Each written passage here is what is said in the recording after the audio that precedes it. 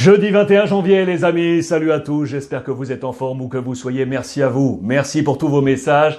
Ça va mieux, une bonne nuit de sommeil et on est reparti. Bienvenue à la maison comme d'habitude dans mon petit bureau pour ce point média. Voici les trois visages qui font pour moi l'actualité avec notamment au cœur ici Cristiano Ronaldo avec la Super Coupe d'Italie, Zidane dans le dur et un super encore Paul Pogba. On commence justement par l'Angleterre.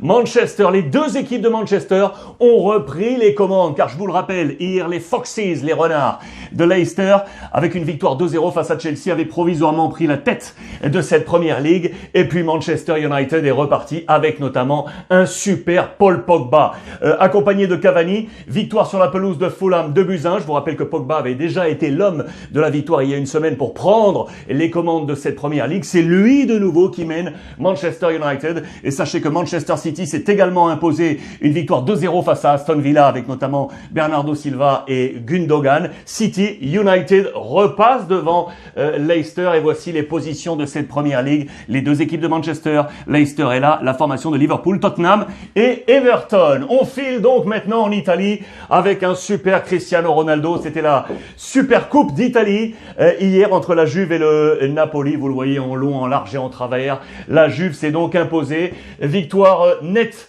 face à Naples. 2-0. Voici le plan de bataille des deux coachs. Naples a bien joué le coup. Naples a très bien joué le coup, mais il y a eu un super Chesney dans les buts avec notamment un penalty malheureux manqué par Insigne. On va y revenir. Voilà le plan de bataille qui était celui de la Juve. Cristiano Ronaldo qui avait été associé à Kulusevski et la patte Cristiano Ronaldo, regardez, qui signe cette grande victoire. C'est lui qui ouvre la marque à la 64e minute. Penalty donc manqué par Insigne à la 80e et Morata à la 95e minute qui donne la victoire et donc ce sacre à la Juventus de Turin. Super Coupe, ça va faire du bien à Pirlo qui était un poil en difficulté, c'est vrai. Du côté de Milan, les deux équipes qui trustent les premières places, on est en mode offensif. Vous le savez, côté Inter, comme d'habitude avec Lukaku et Lautaro Martinez, mais on parle également de Perisic et de Sanchez, les quatre hommes offensifs. Côté Milan, ça y est, on est quatre. Leao était là, Rebic était là, l'ami Ibra et donc le nouvel arrivant Mandzukic pour cette équipe de l'AC Milan qui a une fière allure. Regardez, voici le plan de bataille possible maintenant de Pioli avec la position de Mandzukic aux côtés d'Ibrahimovic. Je vous ai mis ce plan pour également souligner l'arrivée quasi assurée, ça y est, de Tomori, le défenseur central en provenance de Chelsea. Je vous avais annoncé que Simakan, le Strasbourgeois originaire de Marseille, c'était terminé. C'était donc lui, le Canadien de Chelsea, 23 ans, qui va arriver du côté de Milan pour consolider cette défense centrale. Notez également que ça se confirme du côté de Junior Firpo, le latéral, pour donner une association et une alternance à Théo Hernandez.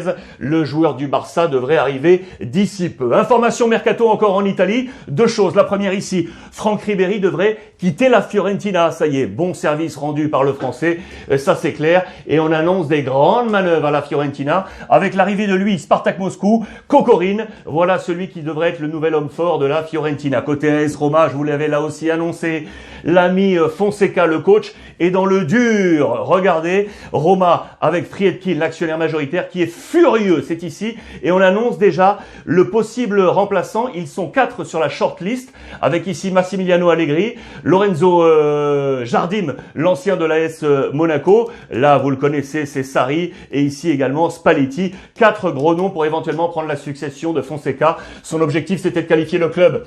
Vous le savez, en Ligue des Champions, il y a eu une élimination cette semaine en coupe qui est peut-être de trop côté AS Roma. Coupe également, la Super Coupe de la Coupe de la Ligue au Portugal. C'est en mode Final Four. Voilà le finaliste, c'est Braga qui a fait tomber Benfica. Jesus, lui aussi, est en danger à Benfica. Braga qui va retrouver, je vous le rappelle, la formation du Sporting qui hier s'était imposé face à Porto 2-1 dans un match absolument fou. Porto avait mené 1-0 avec Marega et puis le Joker Cabral est entré en jeu pour marquer un doublé et ainsi qualifier le Sporting. Final, Braga Sporting pour ce Final Four. En Allemagne, l'information principale, elle est ici, les amis. Le Hertha, on va très certainement changer de coach. Ça y est, Labadia était sur le feu, sur la braise depuis maintenant plusieurs plusieurs semaines, je vous l'avais annoncé. Défaite hier, regardez, à domicile face à Hoffenheim. Je vous ai montré ce plan de bataille parce que Labadia avait construit cette formation du Hertha sur les nombreux renforts arrivés depuis l'été dernier et notamment cette colonne vertébrale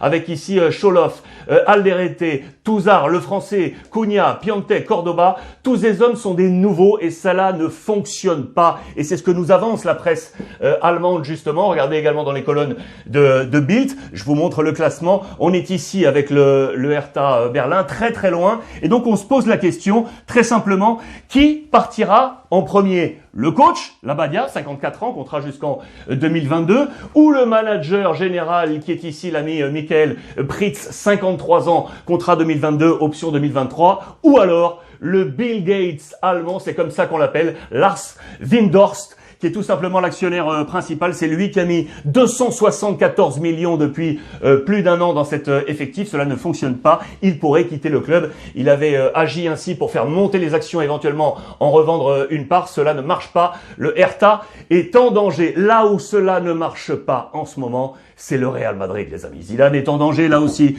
Zidane est dans le dur. Regardez ce même mot à la une de AS et de Marca. Bochorno. C'est un embarras. On est embarrassé du côté du Real Madrid. Élimination hier en coupe face au petit club d'Alcoyano. Le plan B de Zidane n'a pas marché. Vous pouvez imaginer également qu'à la une de la presse catalane, on en fait des tonnes, c'est logique. Regardez l'humiliation du Real Madrid du côté de la presse catalane avec le visage de Karim Benzema. Madrid est dans le dur, les amis. Madrid est dans le dur et le plan B de Zizou n'a absolument pas fonctionné. Le Barça, de son côté, va jouer ce soir la formation de Koeman, qui lui aussi, regardez, va mettre un plan B face à la petite formation de Cornellà. C'est l'ancienne formation de Jordi Alba. Il a joué ici, Jordi Alba. Voici ce 11 de départ côté FC Barcelone. Les informations principales dans l'actualité de ce jour, c'est Eric Garcia, le défenseur central, vous le savez, international espagnol de Manchester City. On avait annoncé que les pré-candidats à la présidence avaient dit il ne peut pas venir aujourd'hui, on a des problèmes financiers. Mais dans les dernières 48 heures, Ronald Koeman a dit il le faut absolument. Eh bien non, ce sera non. Les trois pré-candidats, Laporta, Freixa et Font, ont dit c'est impossible aujourd'hui financièrement. Consensus pour dire que Eric Garcia devrait venir en juin prochain et pas avant. Les élections, je vous l'avais annoncé également, pouvaient être avancées de quelques jours, du 7 mars à fin février, parce qu'on a validé le mode d'élection par vote, avec des votes électroniques et autres, mais on va rester sur cette date du 7 mars pour ce vote côté FC Barcelone. La décision est prise, elle est ferme et semble définitive. Pour l'éphéméride, les amis, je voulais une nouvelle fois vous remercier pour vos messages hier. Hier, nous étions le 20 janvier. Pas de revue de presse hier, donc pas d'éphéméride. Et je tenais tout de même à avoir une pensée très personnelle. Essayez, j'espère, en tout cas de me comprendre sur l'occasion. Voilà mon père. Et je lui souhaite un bon anniversaire. C'était hier le 20 janvier. Feliz cumpleaños. À vous tous, merci une nouvelle fois de votre fidélité, de vos messages d'encouragement. On échange via le hashtag Ruiz Club. Bon anniversaire encore à mon petit papa. Je vous embrasse et profitez des vôtres.